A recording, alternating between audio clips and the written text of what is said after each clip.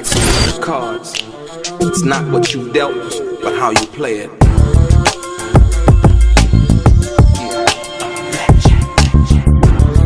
To play each situation correctly. I remember they used to laugh at a brother. And so now we go from there to after, you know, if you want to say, well, Pac get out of jail, but let me deal with another thing. And this has come up just recently, right? Recently, there was a situation involving, people were saying that Tupac somehow had something to do with Big Stretch's murder, right? And one of those people who really went in and went on Vlad and actually suggested that was the dude Reggie Wright, who was the head of death row security.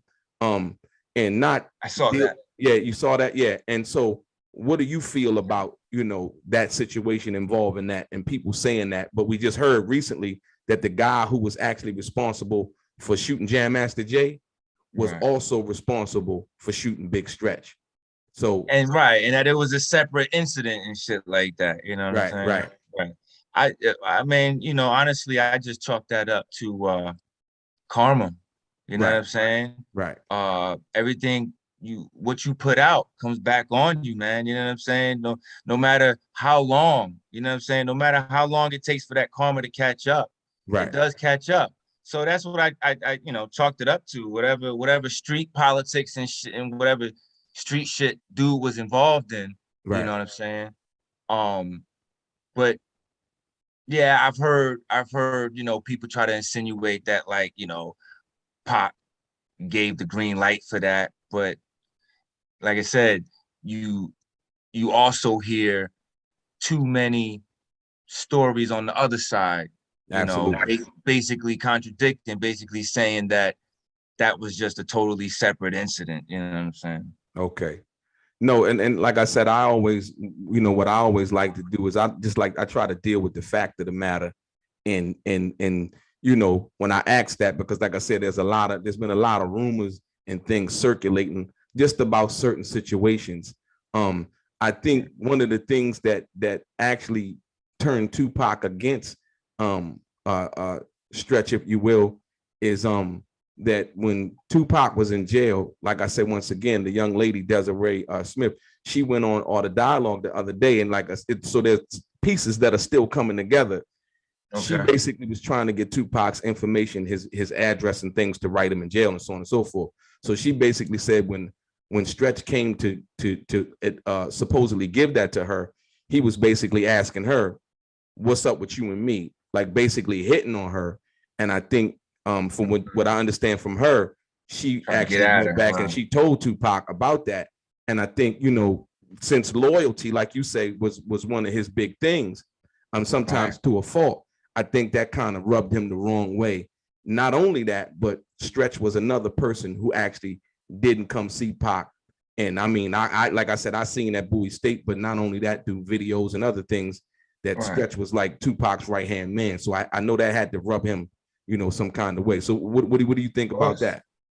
Well, yeah, of course. I've heard those same kind of things. Also, in addition to, I didn't see with this new girl, like you said, but I saw a video before with I believe the actress Jasmine Guy said the same kind of similar story, I believe.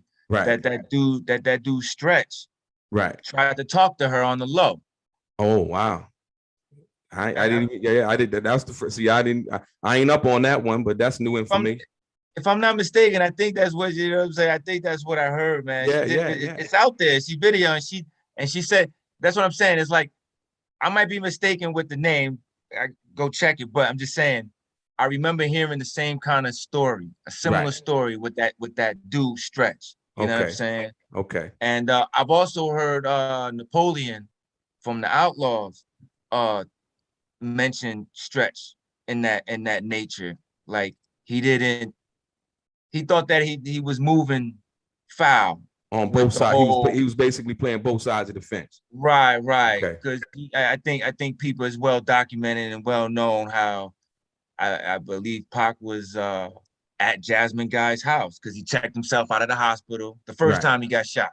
Right, absolutely. Checked himself out of the hospital. He was dealing with Jasmine Guy. They were friends, whatever. He's like basically hiding out in her crib. Right. I think Napoleon mentioned something like that, that dude showed up. Right. Stretch showed up and told him, woo, woo, woo, whatever, fucking don't start war until you get your money right type. Right, okay. Right. That whole, shit that Pop put out, you know what I mean? Right. And so, and that's a good point that Napoleon brought up. I always thought like, yeah, this supposed to be your man, but you delivering messages from the enemy type shit. You know what I'm saying? The ops, what they call them today, right? So absolutely. That's a little suspect, you know what I mean? Right. Yeah, man, just a lot of shadiness was going on, man. A lot of So as far as being an entertainer, an actor, poet, and rapper, and your feelings, what do you feel about, like you say, because you were basically raised off of your brother's music. So what do you feel about him overall as an entertainer? Where do you rate him? And that kind of can be a biased question, but where does he hold? How do you explain that to the viewers? Right. Where do you hold him? His entertainment, his acting, his poetry, his the revolutionary part of him. What does that mean to you? Right, as a whole. Right. Oh man, it means, it's like I said, it's an honor. Sometimes I still can't believe it. Sometimes, like I'm telling you, it's an honor, it's a privilege to be able to call him my brother and be related to him in that way.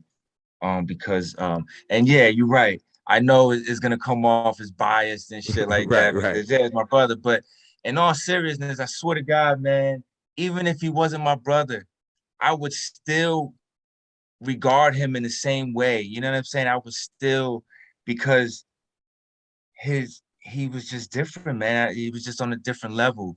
His music, you felt his shit. You know what I'm saying?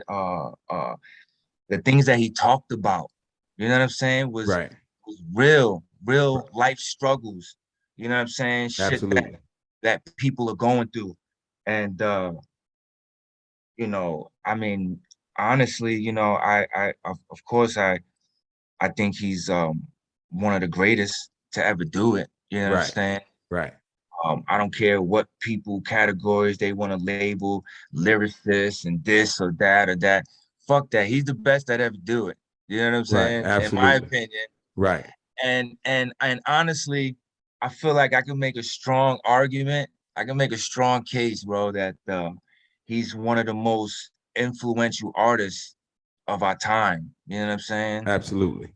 Or of a generation, whatever, you know what I'm saying, people want to call it. But he was that instrumental. He was that important to hip hop and the culture as a whole, He's the gold standard. You know what I'm saying? Yeah, absolutely. You see it throughout the years, 26 years.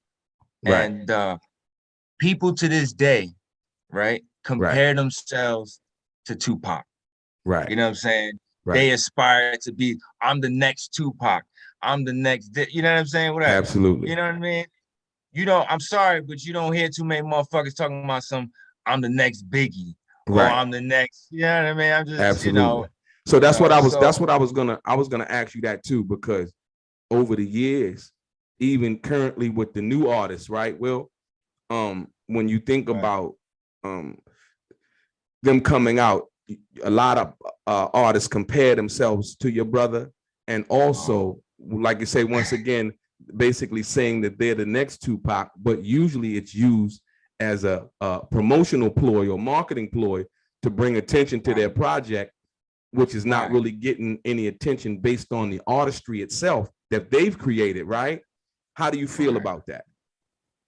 I mean, it's just, it is what it is. It's twofold, because it's like you whack for that. You know what I'm saying? That you got to use somebody, name to positively or negatively, but usually it's negative.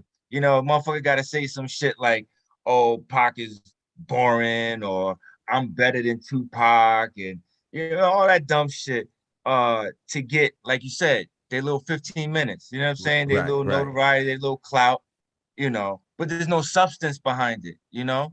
True. And it just goes to show, that's what I'm saying. It just goes to show the relevancy of this man. You know what I'm Yeah. saying? That to this day, like I said, people still compare to him. You know Right. what I'm saying? Right. In records, and I mean, this curriculum taught about this nigga. You know what I'm saying? It's like Tupac 101 in Right. universities. In You know what I'm universities, saying? absolutely. Yeah. Right. Taught Yeah. about his life and Right. his words and his, you know what I'm saying? So this is laughable, really. You know what I'm saying? Yeah. Yeah. Yeah. It is. It is. You know, as a matter of fact, I did a recent video, and I'm gonna get you to chime in about this. Will Garland Jr. in the house, in the building, hip hop, Monica name, 5 Faces. Look out for him. It's your boy DELRAY. Yeah, straight gang.